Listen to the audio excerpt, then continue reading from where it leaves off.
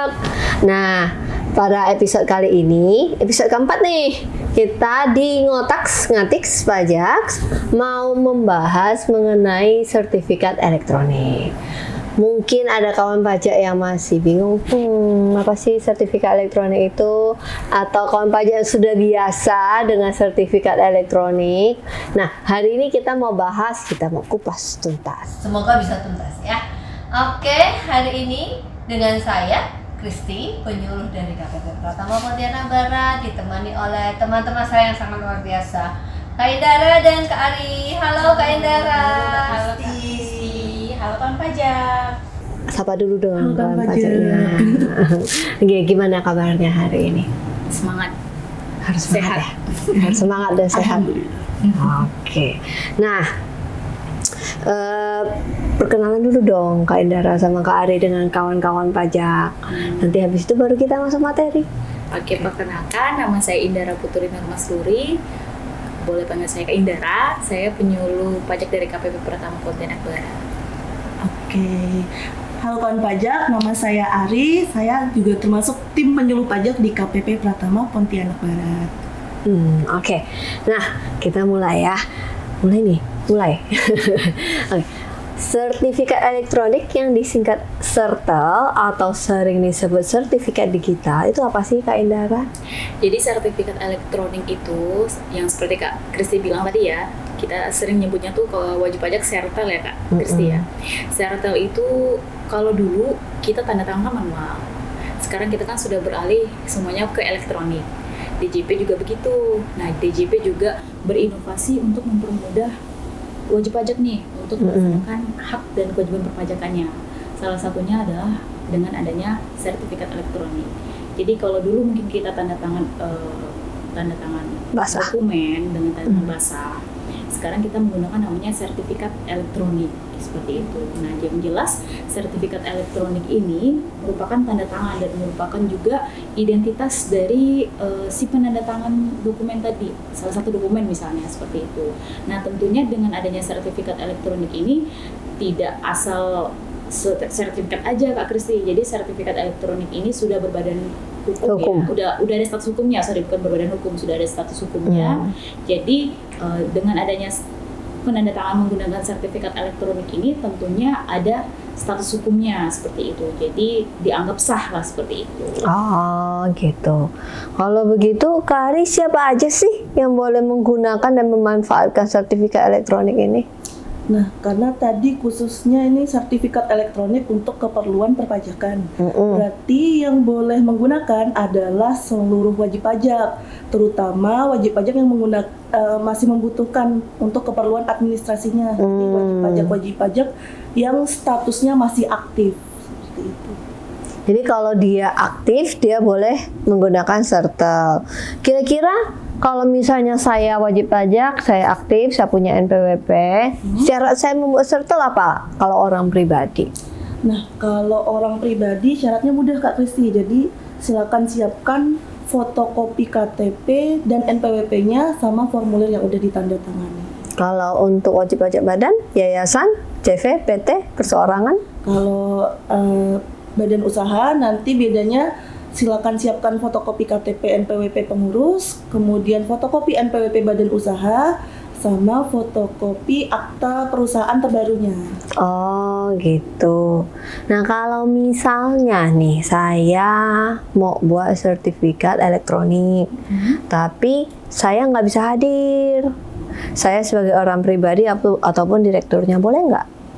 Nah kalau misalnya baru pertama kali, itu yang boleh mengajukan permohonan adalah masing-masing wajib pajaknya Kak Kristi. Jadi kalau misalnya orang pribadi, ya pemilik NPWP itu yang mengajukan permohonan harus datang langsung ke KPP. Kemudian kalau untuk badan usaha nanti silakan salah satu pengurusnya yang ada atau yang tertulis di akta perusahaannya. Nah, kenapa harus datang langsung? Karena sertifikat elektronik ini tadi kembali ke kata Kak Indra, karena penting dan memuat data-data informasi rahasia. Jadi kalau misalnya datang ke KPP itu sarana kami untuk memverifikasi apakah memang benar yang mengajukan ini punya hak atas sertifikat elektronik itu tadi. Oh gitu. Jadi memang lebih baik orangnya datang langsung ya, karena penyangkut dengan status hukumnya. Oh iya, seperti kata Kak Indara. Nah Kak Indara, kalau buat sertifikat elektronik itu bisa untuk selamanya nggak? Sekali buat aja. Oke, nah sertifikat elektronik ini jadi ada masa berlakunya nih Kak Kristi. Masa berlakunya itu 2 tahun, berlakunya 2 tahun sejak kita ngajuin permohonan sertifikat elektronik. Jadi misalnya kalau Kak Kristi atau wajib pajak itu mengajukan sertifikat elektroniknya di bulan Mei, tanggal 1 Mei misalnya ya. Nah berarti berlakunya 2 tahun setelah tanggal 1 Mei 2024 misalnya. Jadi 2024, 2025. 2024, 2025, 2026. Jadi sampai tanggal 30 April 2026 seperti itu. Jadi kalau misalnya sudah lewat masa daluarsa itu harus diperpanjang lagi seperti itu. Kenapa ada masa berlakunya? Jadi masa berlaku ini juga sebenarnya ini ya Kak Kristi ya. Kita kan perlu verifikasi apakah perusahaan itu masih ada, apakah pengurusnya masih yang tertera di data DJP atau bukan, seperti itu. Jadi dengan adanya masa berlaku ini sebenarnya juga untuk mengupdate sih. Jadi wajib pajaknya tidak lepas dari DJP gitu. Jadi kami DJP itu juga update data dari wajib pajak sendiri seperti itu. Oh, berarti demi kebaikan wajib pajak sendiri ya. Kalau begitu ya ada masa berlakunya. Soalnya mungkin ada wajib pajak yang merasa repot sekali, saya harus datang lagi, begitu. Nah, kalau misalnya nih Kak Ari nih belum 2 tahun, saya mau datang perpanjang, boleh nggak? Diperkenankan Kak Kristi. Jadi nanti silakan datang langsung aja ke KPP terdaftarnya. Berarti nggak harus 2 tahun ya? Nggak harus 2. Kalau bisa malah sebelum tanggal jatuh temponya. Karena kan terkait dengan penggunaan sertifikat elektronik tadi. Lebih baik diajukan sebelum tanggal jatuh temponya. Nah, kalau sudah lewat, apa yang terjadi? Kalau sudah lewat, itu biasanya sertifikat elektroniknya kan sudah tidak berlaku. Nah, tidak bisa digunakan lagi Kak Kristi untuk pelaporan SPT misalnya, seperti itu. Jadi memang tetap harus diperpanjang setiap 2 tahun sekali. Gitu.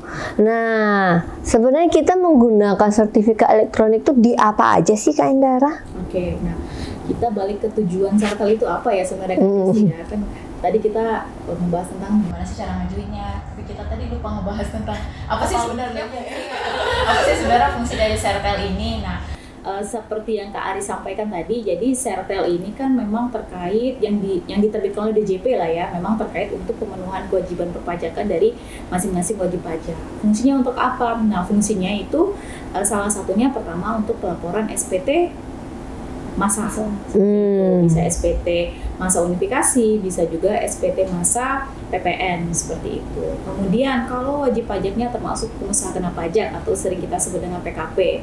Nah, untuk menerbitkan faktur pajak kita memerlukan juga namanya sertifikat elektronik. Jadi sekarang itu kan sudah banyak ya dokumen perpajakan itu beralih dari kertas ke elektronik ya Kak Kristi. Jadi untuk dokumen-dokumen yang berupa elektronik itu memang untuk pengesahan apakah dokumen itu sah atau tidak itu harus ditandatangani kan ya.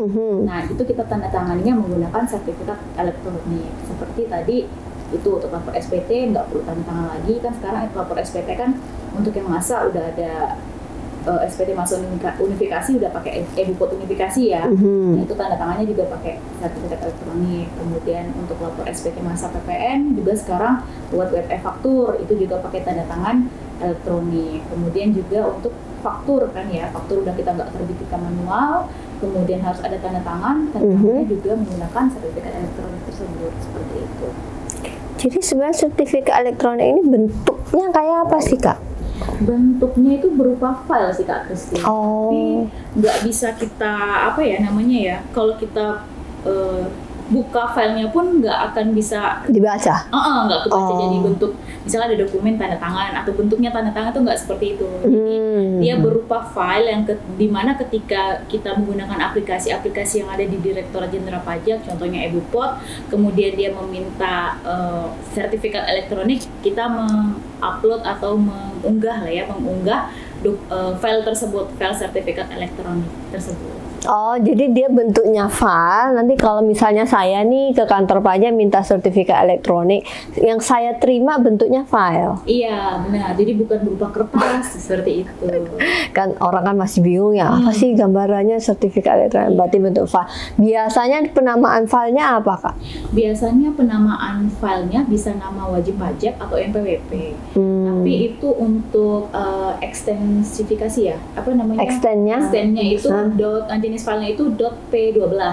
Oh, .p12 berarti itu untuk sertifikatnya kan ya. Oh. Berarti nanti sertifikatnya ini Kak Ari diapain di komputer? Dimasukin atau gimana teknisnya secara garis besar? Nah, kalau sertifikat elektronik ini nanti tergantung penggunaannya Kak Kristi. Jadi memang ada beberapa aplikasi yang dia sertifikat elektroniknya harus diinstal. Jadi kalau e-faktur yang untuk terkait PPN itu jadi sertifikat elektroniknya harus diinstal terlebih dahulu di komputernya. Cara instalnya tinggal dibuka aja sebenarnya Kak. Ya. Sama masukkan ada kata kuncinya nanti, kata passwordnya. Passwordnya ini apa namanya? Nah, kalau di sertifikat elektronik ini ada istilah khususnya namanya Passpres, Kak. Passpres, Jadi oke. Passpres ini dibuat ketika wajib pajak mengajukan permohonan, nanti sekalian dibuatkan password khusus untuk sertifikat elektroniknya. Nah, makanya di sini harus wajib pajaknya sendiri yang datang. Karena dia memuat ini tadi kata kunci atau password khusus yang dibuat oleh wajib pajak. Jadi kalaupun saya dapat sertifikat elektroniknya Kak Ari nih, saya bisa gunakan nggak?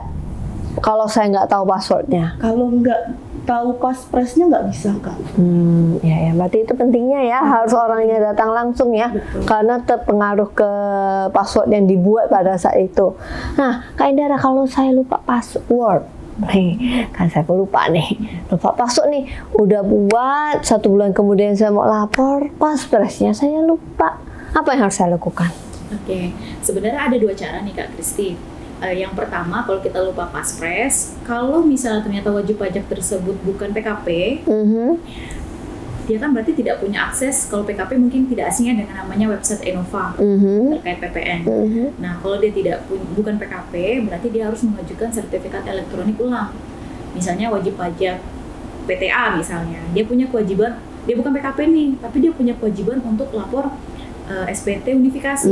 Nah, untuk laporan SPT unifikasi kan perlu sertel ya, Nah, ternyata dia lupa Paspresnya.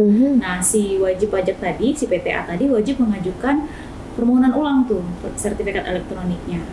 Oh gitu. Jadi kalau saya lupa saya ngaji lagi dari awal. Kalau bukan PKP. Nah, tapi ada cara kedua yang lebih memudahkan wajib pajak yang PKP nih Kak Kristi. Jadi sebenarnya di website Enova itu kita kan sebenarnya bisa download ulang file sertifikat elektroniknya nih. Kalaupun misalnya kita lupa file sertifikat elektronik di mana, sebenarnya PKP itu cukup ada website yang cukup memudahkan, namanya website Enova. Di mana website Enova tadi kita bisa download ulang tanpa perlu ke kantor pajak. Oh gitu.